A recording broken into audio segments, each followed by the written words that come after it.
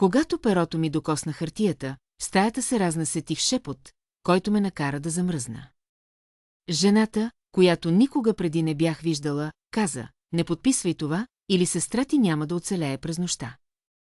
Ръката й се затвори около китката ми с такава сила, че ми изплаши. Не беше груба, не беше драматична, а по-скоро отчаяна. Изгледаха с недоумение, сърцето ми биеше учестено, а черното мастило над подписа изглеждаше почти като заплаха. Около нас реанимацията бучеше с тихи машини и филтриран въздух, а звуците на живота се измерваха в бипкания и числа. От другата страна на леглото на сестра ми, съпругът й стоеше замръзнал, изразът му беше между шок и раздразнение. Бях чула, че това ще бъде най-трудното решение в живота ми. Бях шофирала 6 часа до Елапасо, вярвайки, че отивам да се сбогувам. Сестра ми Лилиан лежеше неподвижна под тънките бели чершафи, а дихателната тръба беше прикрепена внимателно към устата и гърдите й се издигаха и спускаха в перфектен ритъм. Твърде перфектен, сякаш всичко беше репетирано. Сестрата порано ми беше казала, че тя е мъртва във всяко отношение, което е важно. Огромен инсулт, никаква съществена мозъчна функция, никакъв шанс за възстановяване. Всичко, което оставаше, беше документацията. Виктор, съпругът на Лилиан от 22 години, сам беше подредил документите на нощното шкафче, разрешение за край на живота, комфорт, грижа, преход. Говореше тихо, когато ми обясняваше, гласът му беше спокоен, уверено, почти успокояващ. Тя не би искала да живее така, каза той. Знаеш го. Знаех сестра си. Или поне така си мислех. Знаех, че ненавижда болници. Знаех, че вярва в достойнството. Знаех, че се доверява на Виктор с живота си. Затова бях взела перото в ръка, докато не чух шепота. Моля те, повтори жената, гласът и едва чуваем. Дай ми само 10 минути. Това е всичко, което искам. 10 минути. Тогава забелязах значката и Роза Мартинес, техник по кардиомониторинг, нощна смяна. Очите й бяха широко отворени, блестящи, вперени в мен с нещо, което надхвърляше просто загриженост. Страх. Истински страх. Виктор изклири гърлото си рязко. Има ли проблем? Стаята внезапно се стесни, въздухът стана по-тежък. Това е семейна работа, продължи Виктор, тонът му ставаше все по-строг. Намираме се в средата на нещо много трудно.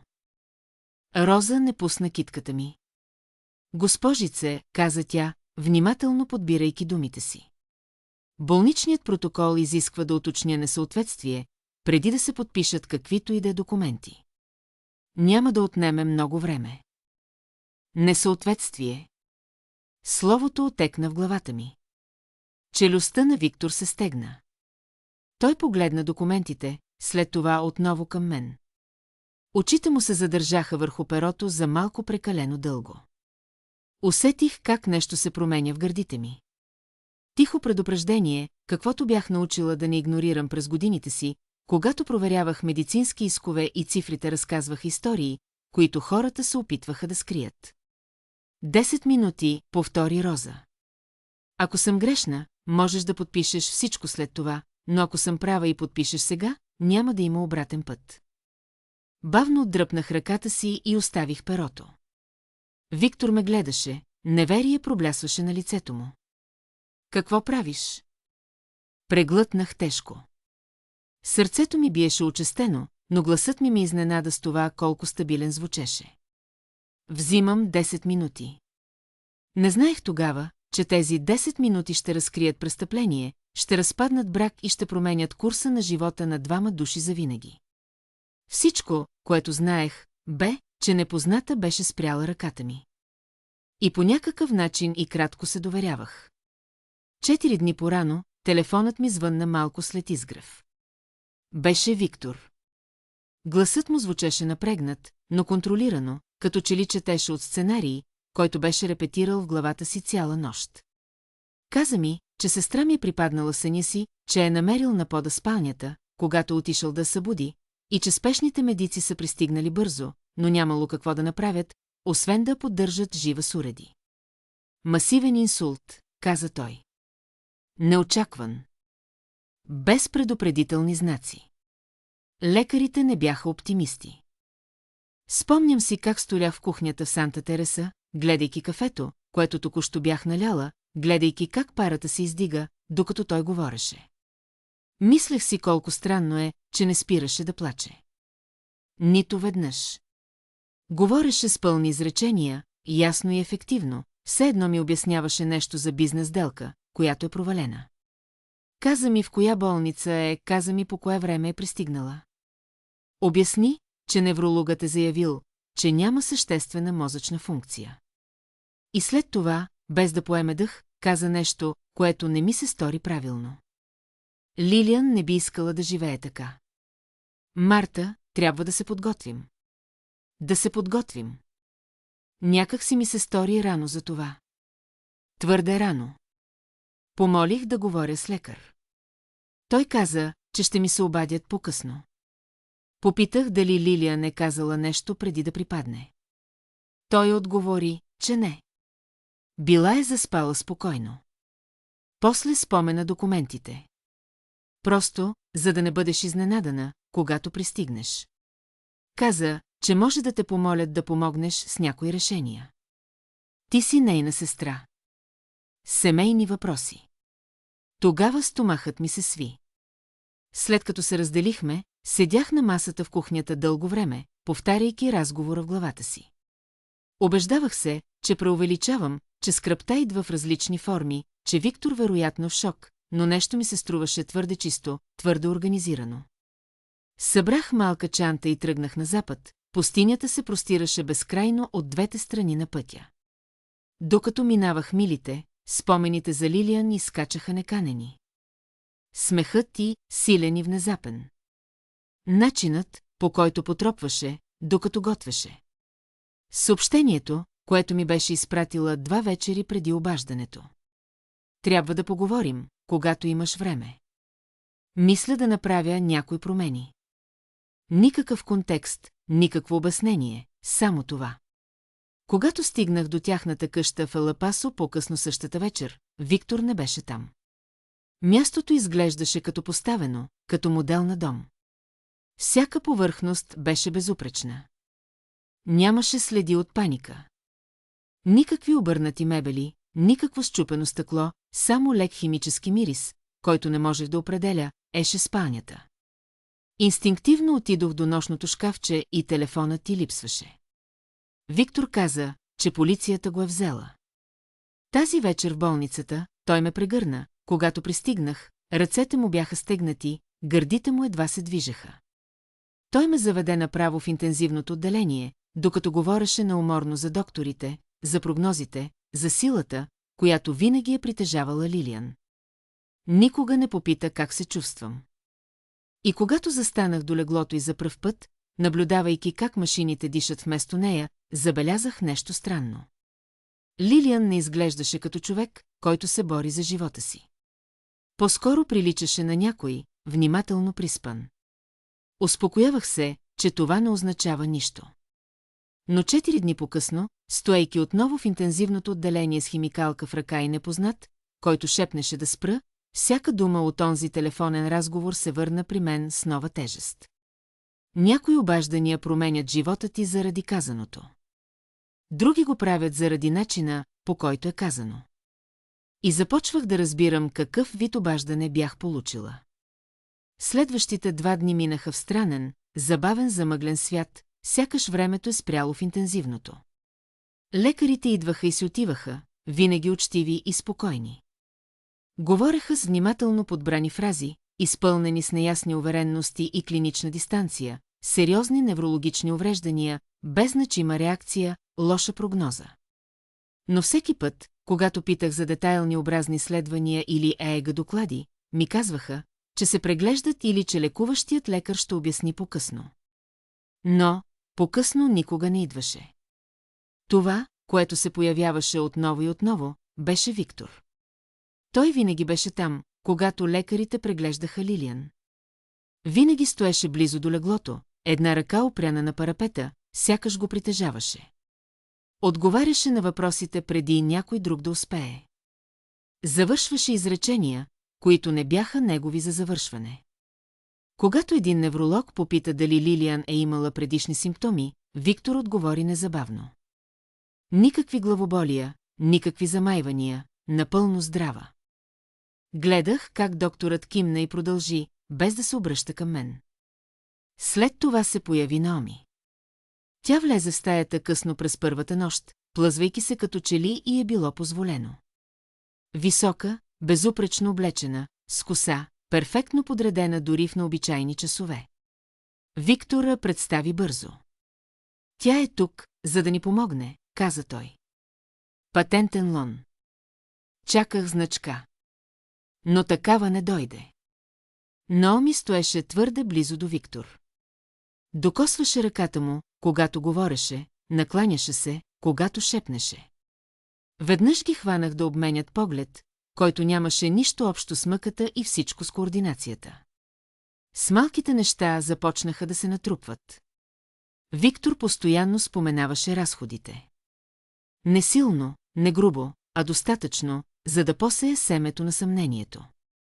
Всеки ден в интензивното беше скъп. Застраховката покриваше само част от разходите. Лилиан не би искала спестяванията и да бъдат източени без причина. Начинът, по който каза «без причина», остана в съзнанието ми. Един следобед, когато предполагаше, че съм в тоалетната, чух как говори тихо в коридора. Тонът му беше различен. Остър, натиснат, спешен. Не можем да чакаме много повече, каза той. Трябва да стане, докато оценката е в сила. Когато ме забеляза, се усмихна твърде бързо и ме попита дали имам нужда от нещо. Започнах да обръщам по-голямо внимание на самата Лилиан. Машините разказваха една история, но тялото й шепнеше друга. Кожата й беше топла, а ръцете й не бяха вцепенени. В един момент, когато медицинска сестра почистваше дихателния й път, може да се закълна, че видях как челото й леко се набръчка. Споделих го с Виктор, но той само махна с ръка. Рефлекс, каза той безразлично. Докторът каза, че това не означава нищо. Тази нощ, сама в залата за посетители, опитах се да вляза в медицинския портал на Лилиан през таблета си, но достъпът ти беше ограничен. Само Виктор имаше пълна авторизация. Успокоявах се, че си представям неща, където няма нищо, че скръбта ме кара да бъда подозрителна, че болниците са хаотични места и не всичко се случва по моя график. Но години наред бях проверявала записи, които изглеждаха напълно легитимни на повърхността, но гниеха отдолу. И една мисъл постоянно се връщаше, тиха, но неуморна. Ако сестра ми наистина беше мъртва, защо всички изглеждаха толкова оплашени от времето? Защо спешността? Защо натискът? Защо постоянната присъствие? Защо жената, която не искаше да се представи? На сутринта на третия ден вече не си задавах въпроса дали нещо не е наред. Започнах да питам колко дълбоко е всичко това и осъзнавах, че отговорите няма да бъдат предоставени свободно. Щеше да ми се наложи да ги открия сама. Роза не ме отведе в офис.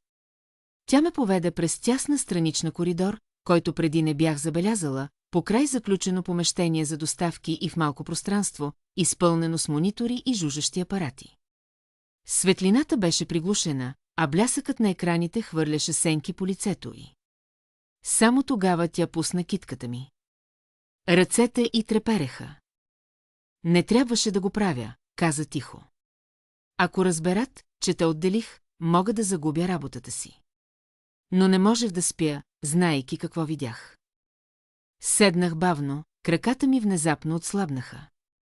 Какво видя? Роза пое дълбоко дъх, сякаш се опитваше да намери правилните думи.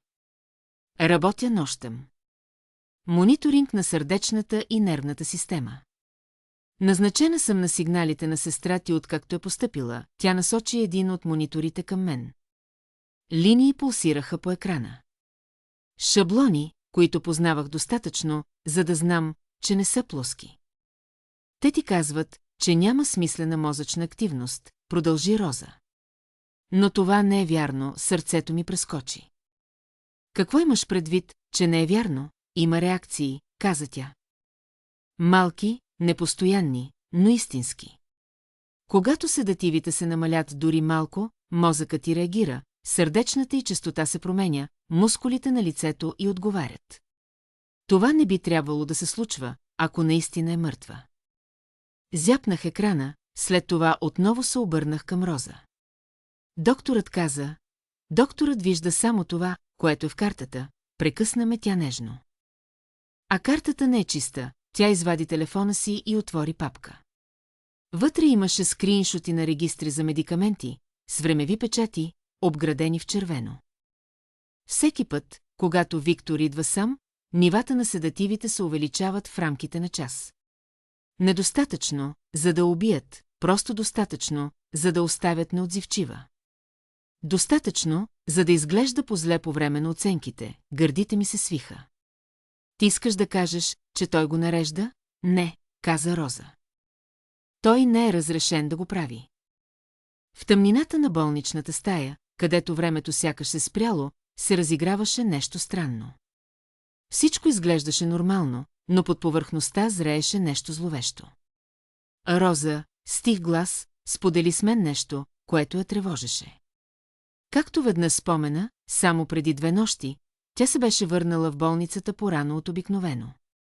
Часовникът показваше 1 часа и 30 минути сутринта, когато я завари сцена, която не би трябвало да вижда Виктор и Наоми в стаята на сестра ми. На сърцето ми легна тежест. Вратата беше затворена, а Роза ми разказа как, когато влязла, видяла, че инфузионната помпа е сменена, а лекарствата не съвпадали с предишната схема. Виктор се опитал да убеди, че лекарят е променил плана, но нещо в погледа му е накарало да се усъмни. Наоми, стояща пред вратата, сякаш опитвала да спре. Роза преглътна, виждайки как спомените я изпълват с тревога. След като напуснали, тя проверила чантата с медикаменти и открила, че концентрацията е грешна. Сърцето ми застина, когато ми показа снимките, ясни доказателства за това, което ставаше. Виктор, наведен над помпата, и Наоми, наблюдаваща всичко отстрани. Не знаех какво да правя, призна Роза, бях уплашена, че ще заличат всичко. Очите й се напълниха сълзи. Без твоя подпис, те не могат да напредват. Тя е все още защитена. Тези думи ме удрят с ужасяваща яснота. Чувството, че някой чака, за да се възползва от моята скръб, ме прониза. Колко време имаме? Попитах, вече осъзнавайки, че всяка секунда е от значение. Роза погледна часовника на стената. Може би минути, може би по-малко. Трябваше да действаме бързо. Не можем да си позволим да губим време, казах, изправяйки се. Роза ме погледна очудена. Какво ще направиш? Срещнах погледа и усетих как нещо в мен се втвърдява. Ще ги накарам да повярват, че печелят. Докато те чакат да подпиша, ще разкрием истината, която смятат, че никой не би видял. Докато Роза се движеше с тихо напрежение към наблюдателната станция, аз останах за момент на мястото си, опитвайки се да дишам спокойно. Паниката можеше да провали всичко. Тъгата щеше да замъгли преценката ми. Нуждаех се от яснота, не от емоции. Затова направих това, което винаги бях правил, когато нещо не се съвпадаше, проследих парите. Виктор живееше добре, не показно, но комфортно, по начин, който намекваше за контрол. Къщата му в Алапасо се издигаше на хълм с изглед към светлините на града. Колите му бяха нови, но практични. Почивките, внимателно планирани и заснети. Отвън той изглеждаше успешен, но успехът оставя следи, както и Деспарейсън. Докато Виктор и Наоми чакаха пред стаята на сестра ми, смятайки, че все още съм затворен в болничните формалности, аз отворих лаптопа си в зоната за посетители и влязох в системите, до които все още имах достъп. Пенсионирането бе извадило от работната сила, но не беше изтрило 4-0-годишния опит в търсенето на информация. Обществени записи бяха достатъчни. Документите за собственост показваха, че Виктор наскоро е рефинансирал 2 търговски сгради. И двата проекта бяха с просрочени срокове. И двата имаха финансови тежести. Едната вече беше в състояние на неизпълнение. В стомаха ми се настани мъчително чувство. След това проверих и застраховката. Лилиан винаги беше била предпазлива с парите. Консервативна. Веднъж се пошегува, че застраховката е за хора, които планират да живеят достатъчно дълго, за да съжаляват, че не я имат. Преди 5 години тя беше сключила полица за животозастрахуване. Толкова много помнех. Но не помнех детайлите от последната актуализация. Преди 6 месеца полица беше променена. Стойността беше увеличена на 4,2 милиона долара. Единственият бенефициент, посочен в документа, беше Виктор. Никакви условности, никакви вторични имена, никаква сестра. Застанах пред екрана, докато думите не започнаха да се размазват. 6 месеца. Точно по това време Лилиан беше споменала, че се чувства неспокойна.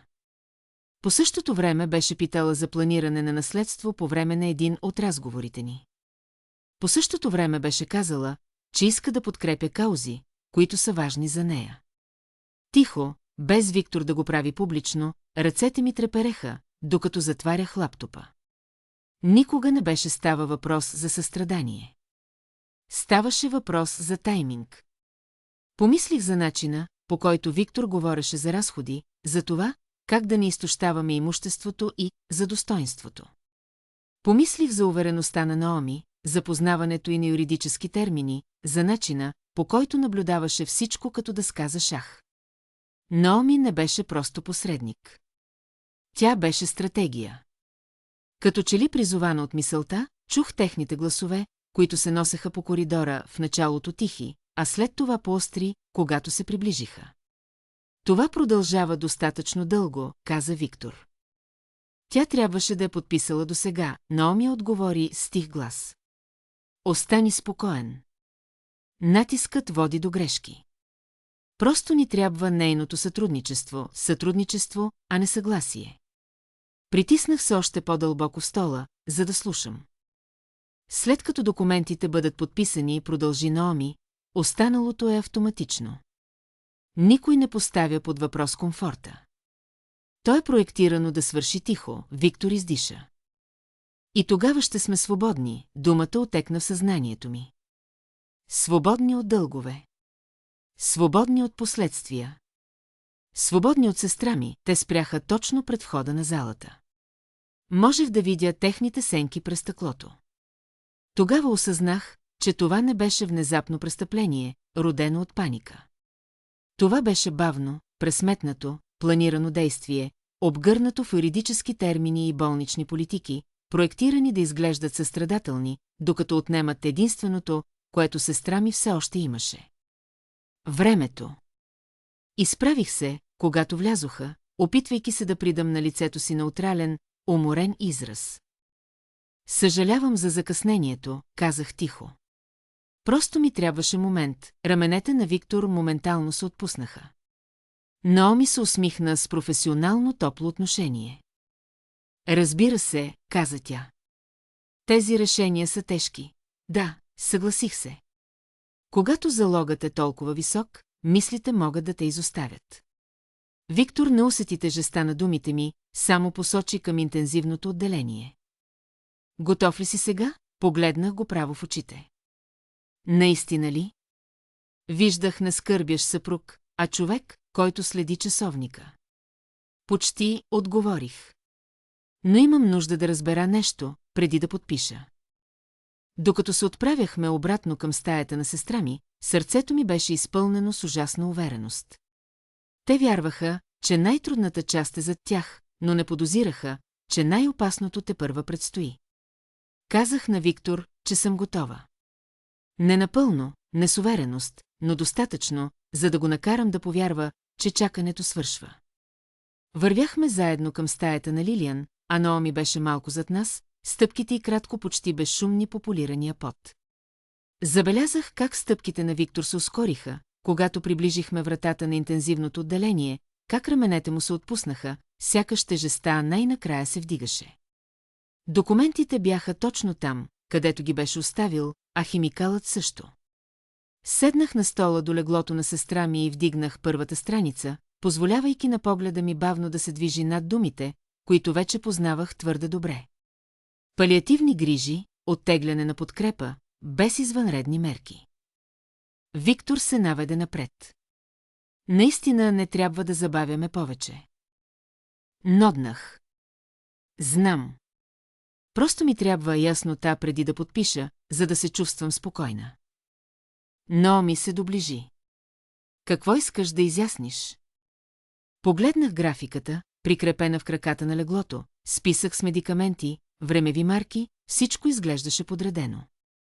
Искам да разбера точната хронология на неврологичните оценки, казах, особено тези, проведени по време на увеличената седатация. Виктор се вцепени. Лекарите се погрижиха за това. Наясно съм, отговорих спокойно. Но като сестра, имам право да разбера как бяха достигнати тези заключения. Наоми се усмихна, но очите й кратко се втвърдиха. Не е време за проверка. Тогава гласът на Роза се чу слабо през интеркома на сестринската стая отсреща. Код консултация в ICU 3. Главата на Виктор се извърна рязко към звука. Какво е това? Вероятно нищо, бързо каза Наоми. Рутинна консултация, но вече бях на крака. Извинете, казах, отново оставайки документите. Трябва ми чаша вода. Виктор отвори уста, за да възрази, но после затвори. Прекалено много погледи в коридора. Прекалено много внимание.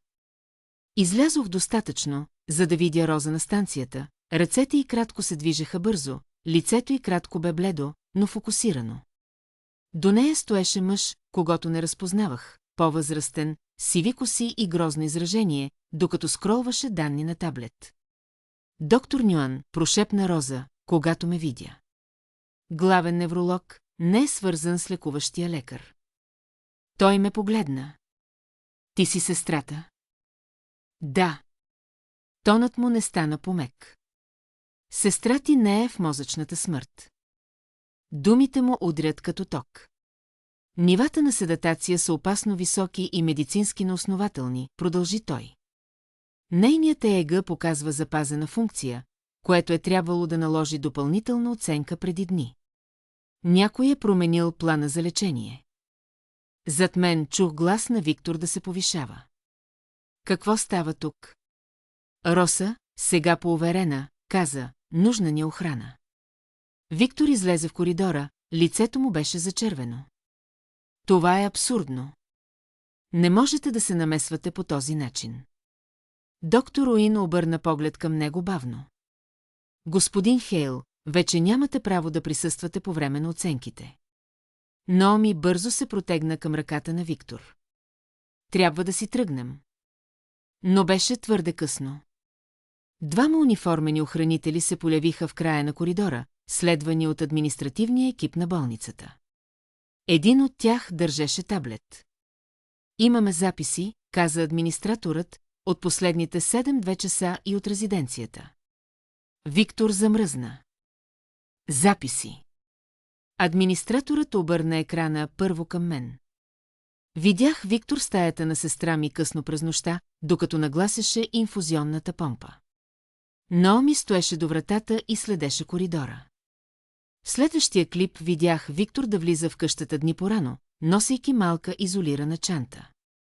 Друг показваше как излиза от спалнята 20 минути преди извикването на спешна помощ. Коленете ми отслабнаха, но станах изправена. Това е недоразумение, каза Виктор, гласът му трепереше. Следвах инструкции. Администраторът поклати глава. Инструкциите бяха фалшифицирани. Доктор Уин се обърна към мен. Ако бяхте подписали тези документи, тя щеше да бъде изключена в рамките на час. Помислих за химикалката, шепота, 10 минути. Зад нас звукът на приближаващи се сирени стана по-силен. Върнах се в стаята на Лилиан и отново вдигнах химикалката. Виктор ме последва, лицето му сега изразяваше паника. Моля те, каза тихо, не прави това. Погледнах го през леглото на сестра ми. Не го правя, казах, след което се обърнах към вратата, която се отвори, разкривайки двама полицаи, които влязоха. Оставям истината да свърши вместо мен. И за първи път, откакто започна този кошмар, видях как страхът замени изчисленията в очите на Виктор. Страхът, който идва, когато времето наистина свършва. Стаята замлъкна в момента, когато полицаят влезе вътре. Редовният ритъм на мониторите изведнъж звучеше твърде силно. Всеки звук пробиваше напрежението като броене на остатъчното време.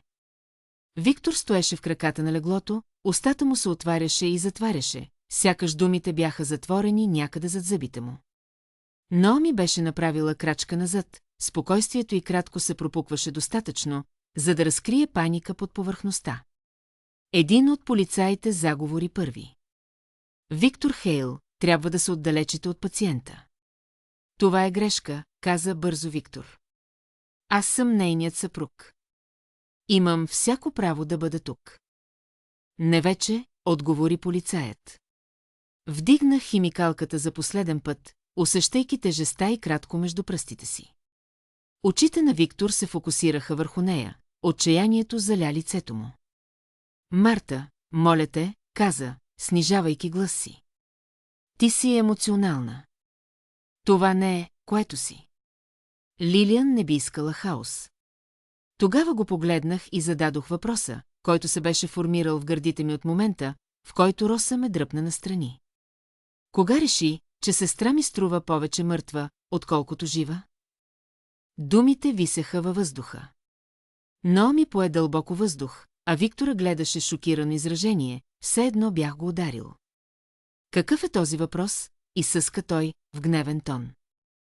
Ти скърбиш, наистина ли? Тихо отвърнах. Или просто най-накрая виждам ясно, приближих се до леглото и положих ръка върху топлите пръсти на Лилиан. Тя леко се размърда под докосването ми, жест толкова малък, че само наблюдател с внимание би го забелязал. Но Виктор, с бледо лице, усети промените. Не е възможно, промълви той. Доктор Уин се приближи. Възможно е, нежността на лекарствата вече намалява. Тя отговаря от известно време. Виктор отстъпи назад, сблъсквайки се с Наоми. Ти каза, че всичко това ще приключи днес. Наоми изсъска под нос си. Ти каза, че документите ще бъдат завършени. Един от полицаите повдигна вежда. Документи за какво точно? Устата на Наоми затвори щракване, без нужда от повече думи. Вторият полицай направи крачка напред, ръката му легна на белезниците. Виктор Хейл задържаше за разпит във връзка с опит за увреждане на съпругата си. Опит за увреждане? Виктор изкръща, гневен. Това е абсурд. Нищо не направих. Всичко, което направих, беше одобрено. От кого? Попита доктор Нвин, с усмивка, която не обещаваше нищо добро. От лекаря, който фалшифицира записи и приема плащания от твоята фалшива компания. Краката на Виктор сякаш се предадоха. Той се опита да се хване за леглото, но ръката му се отдръпна, сякаш беше изгорена. Наоми се опита да се измъкне покрай полицаите към вратата. Спри, нареди един от тях. Тя побягна, но успя да направи само 3 крачки, преди охраната да й блокира пътя и да повали на земята. Крикът й отекна по коридора остър и суров, нищо подобно на спокойния глас, който бе използвала през цялата седмица. Виктор стоеше замръзнал, наблюдавайки всичко. Когато белезниците щракнаха около китките му, той най-накрая погледна отново Лилиан, наистина погледна, жената, която бе изчислил извън уравнението. Ти трябваше да спиш, промълви той. Наведох се близо до него, гласът ми беше достатъчно тих, за да го чуе само той. Тя просто не умираше. Полицаите го поведоха към вратата, а протестите му се разтвориха в неразбираемо мърморене. Наоми го последва, сега плачеща, спирала се от време на време да избърше сълзите и размазаната си спирала. Когато вратата се затвори след тях, стаята стана различна, по-лека, сякаш нещо токсично най-накрая беше отстранено. Доктор Уин се обърна към мен. Прехвърляме сестра ти в защитено звено. Плана за лечение й ще бъде възстановен незабавно. Кимнах, неспособен да изрека и дума. Докато се подготвяха да преместят Лилиан, клепачите й леко се раздвижиха точно достатъчно, за да ми напомнят, че въпросът, който зададох, не само беше разрушил един мъж, но и беше спасил един живот. 3 дни по-късно седях до леглото на Лилиан в различно отделение за интензивно лечение, охранявано от кодове и заключени врати, където името на Виктор не беше никъде в документацията. Машините тук звучаха по-различно, по-спокойно, по-малко панически. Дишането й беше нейно, неравномерно, но истинско. Тежкият мъгла на седативите беше внимателно премахнат, слой по слой, сякаш някой отваряше завеси след дълга нощ. Държах ръката й, проследявайки фините веснушки по кожата и, когато се случи. Нейните пръсти се размърдаха. В началото си помислих, че всичко е плод на въображението ми. Същата онази безнадежна надежда, която се опитваше да ми измами преди, но след това клепачите на Лилиан трепнаха веднъж, 2 пъти и бавно, сякаш против всякаква логика, се отвориха. Тя ме погледна, а в погледа и се четеше объркване. Марта, прошепна тя с глух глас, почти неразбираем. Защо всичко изглежда толкова тежко? Аз счупих се. Аз се разсмях и заплаках едновременно, притискайки ръката и към бузата си. Оплаши ме, казах. Оплаши ме много. През следващите часове, а след това и дни, истината излезе наяве. Виктор беше потънал в дългове след неуспешен проект за строителство. Наоми беше неговият план за бягство съучастник, подготвяйки документацията и синхронизирайки всичко спрямо болничната политика. Лекарят, който одобри променените записи, призна, когато беше изправен пред доказателствата, които Роса беше запазила. Пари бяха сменили ръцете си. Етиката беше изчезнала. Но Лилиан оцелял. Щеше да се нуждае от месеци рехабилитация.